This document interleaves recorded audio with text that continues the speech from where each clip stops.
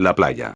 Marty Gutiérrez estaba sentado en la playa, y observaba el sol de la tarde bajar cada vez más en el cielo, hasta que centelleó deslumbrante en el agua de la bahía y sus rayos llegaron hasta más abajo de las palmeras, donde el propio Gutiérrez estaba sentado. Entre los mangles, en la playa de Cabo Blanco. Según lo que había podido establecer, estaba sentado cerca del sitio en el que había estado la niña norteamericana hacía 2 días. Si bien las mordeduras de lagartija eran frecuentes, como les había dicho a los Bowman, Gutiérrez nunca había oído que un basilisco mordiera a nadie. Y por cierto que nunca había tenido noticias de que alguien debiera ser internado en un hospital por la mordedura de una lagartija. Además estaba, también, el hecho de que el radio de la mordedura que se apreciaba en el brazo de Tina parecía ser un tanto excesivamente grande para ser de un basilisco. Cuando regresó al puesto de Carrara, revisó la pequeña biblioteca de investigación que allí existía, pero no encontró referencias sobre la mordedura de los lagartos. A continuación, revisó los International Bioscience Services, una base de datos para ordenador, ubicada en Norteamérica. Pero no halló nada acerca de mordeduras de basiliscos, ni sobre internamientos por mordedura de lagartijas. Después llamó al funcionario de salud pública de Amaloya, que confirmó que un bebé de 9 días, que dormía en su cuna, había sido mordido en el pie por un animal, del que la abuela, la única persona que realmente lo había visto, afirmó que era una lagartija. Con posterioridad, el pie se puso tumefacto y el bebé estuvo a punto de morir. La abuela había descrito a la lagartija como de color verde con listas marrones. Había mordido al niño varias veces, antes de que la mujer la espantara. Qué raro, comentó Gutiérrez. No, como todos los demás, contestó el funcionario, agregando que se había enterado de otros incidentes de mordedura. Un niño en Vázquez, la aldea costera que venía después de Amaloya, fue mordido mientras dormía. Y otro en Puerto Sotrero. Todos estos sucesos se habían producido en los últimos 2 meses. En todos, los protagonistas habían sido niños y bebés que dormían. Un patrón tan nuevo y característico indujo a Gutiérrez a sospechar de la presencia de una especie desconocida de lagartija. Esta circunstancia era particularmente posible en Costa Rica. Solo con 120 kilómetros de ancho en su punto más estrecho, el país era más pequeño que el estado de Maine. Y, aún así, dentro de su limitado espacio, Costa Rica tenía una notable diversidad de hábitats biológicos. Costas marinas, tanto en el Atlántico como en el Pacífico.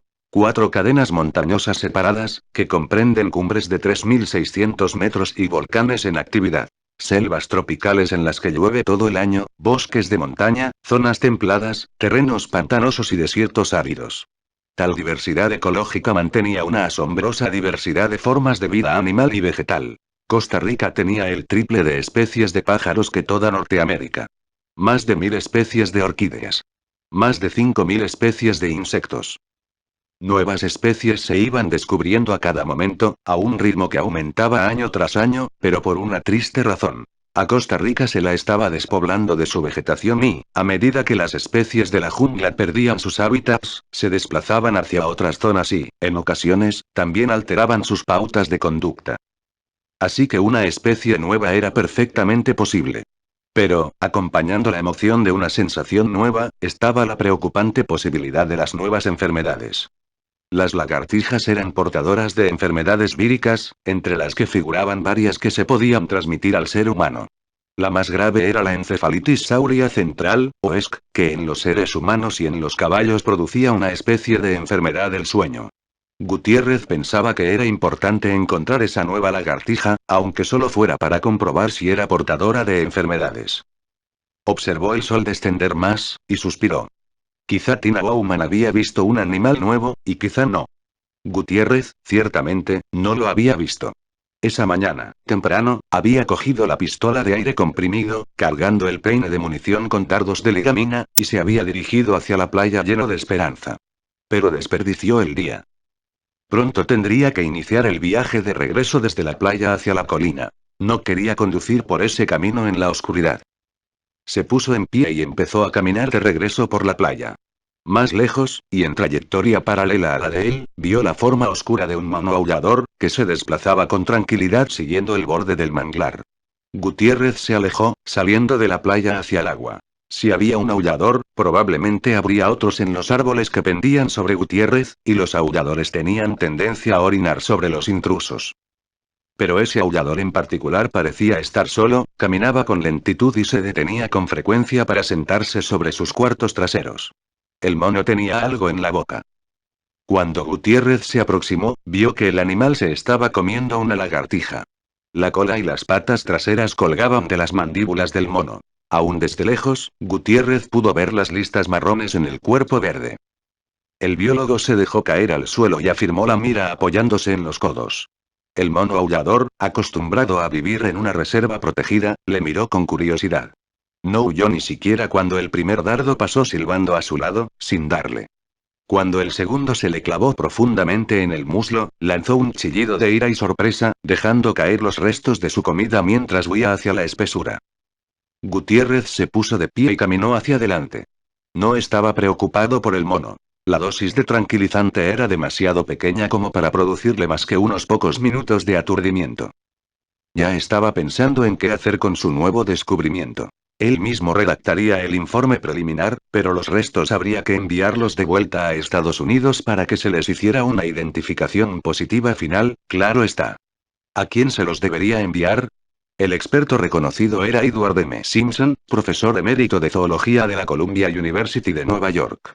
Un refinado anciano con el cabello canoso peinado hacia atrás, Simpson era la principal autoridad mundial en la taxonomía de las lagartijas. Marty pensó que probablemente le enviaría la lagartija al Dr. Simpson. Nueva York. El Dr. Richard Stone, director del Laboratorio de Enfermedades Tropicales del Centro Médico de la Universidad de Columbia, a menudo señalaba que el nombre sugería que se trataba de una institución de mayor importancia de la que realmente tenía. A comienzos del siglo XX, cuando el laboratorio ocupaba todo el cuarto piso del edificio de investigaciones biomédicas, dotaciones de técnicos trabajaban para eliminar el flagelo de la fiebre amarilla, la malaria y el cólera. Pero los éxitos médicos, los antibióticos y las vacunas y los laboratorios de investigación de Nairobi y San Pablo habían convertido al LET en algo mucho menos importante de lo que lo había sido una vez. Ahora, con una fracción de su tamaño original, solamente empleaba a 2 técnicos a tiempo completo, y estos se dedicaban, primordialmente, al diagnóstico de las enfermedades que padecían los neoyorquinos que habían viajado al exterior. La cómoda rutina del laboratorio no estaba preparada para lo que recibió esa mañana. Oh, muy agradable. Comentó la técnica del laboratorio de enfermedades tropicales mientras leía el rótulo de la aduana. Fragmento parcialmente masticado de lagartija costarricense no identificada. Arrugó la nariz. Esta es completamente suya, Dr. Stone. Richard Stone cruzó el laboratorio para inspeccionar el material recién llegado. ¿Es este el material proveniente del laboratorio de Ed Simpson? Sí. Pero no sé por qué nos envían una lagartija a nosotros. Llamó su secretaria, repuso Stone. Simpson está en Borneo, haciendo un viaje de estudio durante el verano y, debido a que con esta lagartija hay una cuestión de enfermedad transmisible, la secretaria le ha pedido a nuestro laboratorio que le eche un vistazo. Veamos qué es lo que tenemos. El cilindro blanco de plástico tenía el tamaño de un recipiente de leche de 2 litros. Llevaba pasadores metálicos de cierre y una tapa a rosca. Un rótulo decía recipiente internacional para especímenes biológicos y estaba completamente cubierto con autoadhesivos y advertencias en 4 idiomas. Las advertencias cumplían el propósito de evitar que el cilindro fuese abierto por funcionarios aduaneros suspicaces. En apariencia, las advertencias habían funcionado, pues cuando Richard Stone desplazó la gran lámpara, poniéndola sobre el recipiente, pudo ver que los sellos seguían intactos. Después encendió el circuito cerrado de aireación, y se puso guantes de plástico y una mascarilla. Después de todo, hacía poco que el laboratorio había identificado casos de fiebre equina venezolana, encefalitis japonesa B, virus de la jungla Kiasanur, virus Langati de Mayaro. Después, desatornilló la tapa. Se oyó el siseo de gas que escapa y salió una nube de humo blanco. El cilindro se enfrió hasta escarcharse. En su interior, Stone encontró una bolsa plástica para sándwiches, con cierre de cremallera, que contenía algo verde. Extendió un campo quirúrgico sobre la mesa y sacó el contenido de la bolsa, sacudiéndolo. Un animal congelado golpeó la mesa con ruido sordo. ¡Ah! Exclamó la técnica. Parece mordido. Sí, asintió Stone. ¿Qué quieren de nosotros? La técnica consultó los documentos adjuntos. La lagartija está mordiendo a los niños de la localidad. Piden la identificación de la especie de lagartija, y les preocupan las enfermedades que pudiera transmitir la mordedura. La mujer extrajo el dibujo infantil de una lagartija, que llevaba la firma Tina en la parte superior. Uno de los niños hizo un dibujo del animal. Stone miró el dibujo. Evidentemente, no podemos identificar la especie, pero podemos comprobar las enfermedades con bastante facilidad, si podemos sacar algo de sangre de este fragmento. ¿Cómo llaman a este animal? Basiliscus amoratus con anomalía genética consistente en 3 dedos en las patas posteriores, dijo la mujer, leyendo. Muy bien. Empecemos. Mientras usted espera a que se descongele, tómele unas placas de rayos X y hágale unas fotos con la Polaroid para el registro. Una vez tengamos sangre, empiece a someterla a una batería de pruebas para determinación de anticuerpos, hasta que obtengamos algunas coincidencias. Hágame saber si hay problemas. Antes del almuerzo el laboratorio tenía la respuesta. La sangre de la lagartija no mostraba una reactividad importante ante ningún antígeno vírico o bacteriano. También trazaron perfiles de toxicidad y encontraron solamente uno positivo. La sangre era levemente reactiva al veneno de la cobra real de la India. Pero una leve interreactividad era frecuente entre las especies de reptiles, y el Dr. Stone no lo consideró digno de atención como para agregarlo al facsímil que la técnica le envió al Dr. Martín Gutiérrez esa misma tarde. Nunca se hizo pregunta alguna sobre la identificación de la lagartija. Eso tendría que esperar al regreso del Dr. Simpson. No se le esperaba hasta dentro de varias semanas, y su secretaria preguntó si el LED tendría la gentileza de guardar el fragmento de lagartija mientras tanto. El Dr. Stone lo volvió a meter en la bolsa con cierre de cremallera y lo metió en el frigorífico. Martín Gutiérrez leyó el facsímil que provenía del Centro Médico Columbia Laboratorio de Enfermedades Tropicales. Era breve. Sujeto. Basiliscus amoratus con anomalía genética, enviado desde la oficina del Dr. Simpson. Materiales. Segmento posterior, animal parcialmente comido. Pruebas efectuadas. Rayos X, RTX microscópico, inmunológico para determinación enfermedad vírica, parasitaria, bacteriana. Hallazgos. No hay evidencias histológicas ni inmunológicas de existencia de ninguna enfermedad vírica, parasitaria, bacteriana. Hallazgos. No hay evidencias histológicas ni inmunológicas de existencia de ninguna enfermedad transmisible al hombre en esta muestra de Basiliscus amoratus. Firmado. Richard A. Stone, doctor en medicina, director. Sobre la base de memorándum, Gutiérrez hizo 2 conjeturas. La primera, que su identificación de la lagartija como basilisco quedaba confirmada por los científicos de la Universidad de Columbia. Y la segunda, que la ausencia de enfermedades transmisibles quería decir que los recientes episodios de mordeduras esporádicas de lagartijas no entrañaban consecuencias graves para la salud de Costa Rica. Por el contrario, pensó que su punto de vista original era correcto. Que una especie de lagartija se había visto empujada a salir de la jungla para ocupar un nuevo hábitat, y que se estaba poniendo en contacto con la gente de las aldeas. Gutiérrez estaba seguro de que dentro de unas pocas semanas más, la lagartija se calmaría y los episodios de mordeduras acabarían. La lluvia tropical caía formando grandes láminas que calaban hasta el tuétano, martilleando sobre el techo acanalado del edificio de la clínica de Bahía Añasco. Era casi medianoche. La corriente eléctrica se había interrumpido por la tormenta, y la partera Elena Morales estaba trabajando iluminándose con una linterna. Cuando oyó un sonido chirriante, como un gorjeo. Con la idea de que se trataba de una rata, rápidamente aplicó una compresa en la frente de la madre y fue a la habitación contigua para confirmar que el bebé recién nacido estaba bien. Cuando su mano tocó el pomo de la puerta, volvió a oír el gorjeo, y Elena se agachó. Evidentemente, no era más que un pájaro, que había entrado por la ventana para escapar de la lluvia. Los costarricenses dicen que cuando un pájaro viene a visitar a un recién nacido, trae consigo buena suerte. Elena abrió la puerta e iluminó el interior de la habitación con su linterna. No vio un pájaro. El bebé estaba acostado en una cuna de mimbre apoyada en el suelo, envuelto únicamente en una manta liviana, con la cara descubierta. Alrededor del borde de la cuna, 3 lagartijas de un color verde oscuro se agachaban como gárgolas. Cuando vieron a Elena levantaron la cabeza y la contemplaron con curiosidad, pero no huyeron.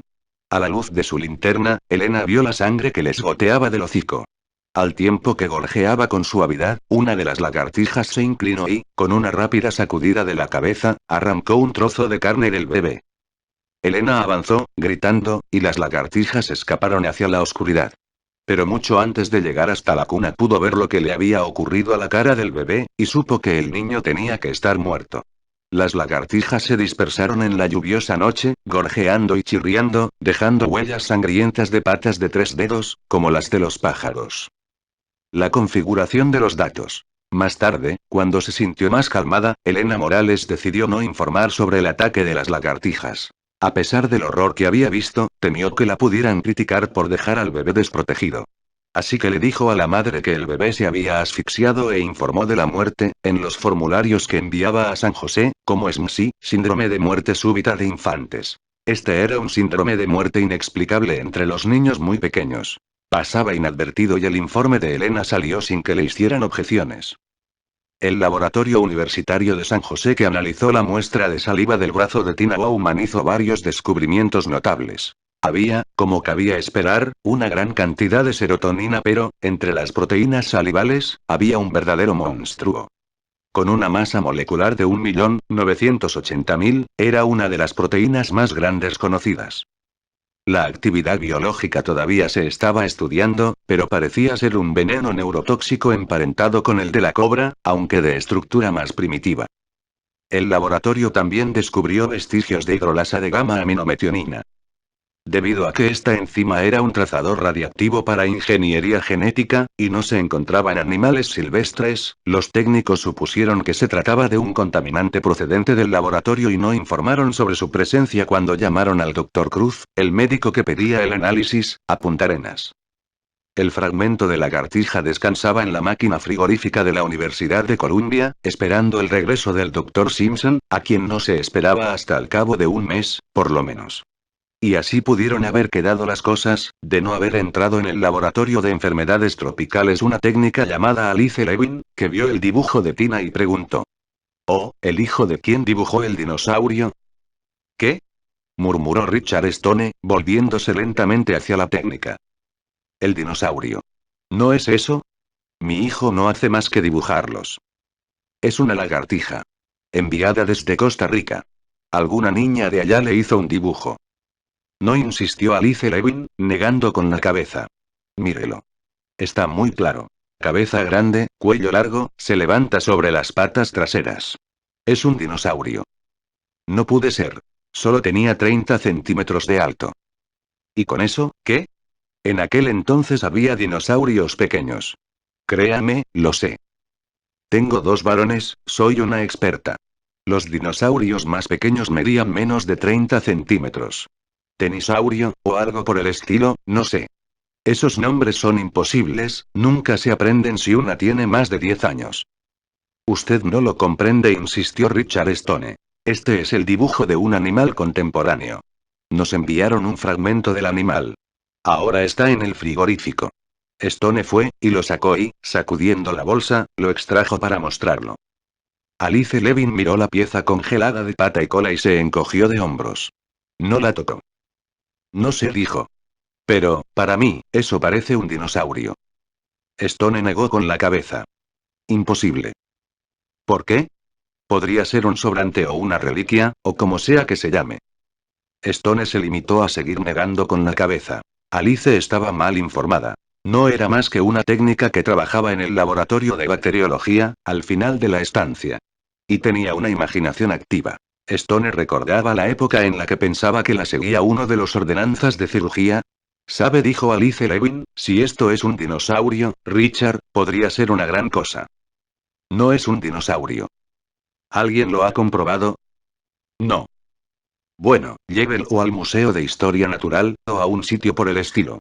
Realmente debería hacerlo». «Me avergonzaría». «¿Quiere que lo haga yo por usted?», preguntó la técnica. «No. No quiero». «¿No va a hacer nada al respecto?» «Nada en absoluto». Volvió a poner la bolsa en la cámara frigorífica y la cerró de un portazo. «No es un dinosaurio, es una lagartija. Y sea lo que fuere, puede esperar hasta que el Dr. Simpson regrese de Borneo para identificarlo. Y esta es mi última palabra, Alice. Esta lagartija no va a ninguna parte».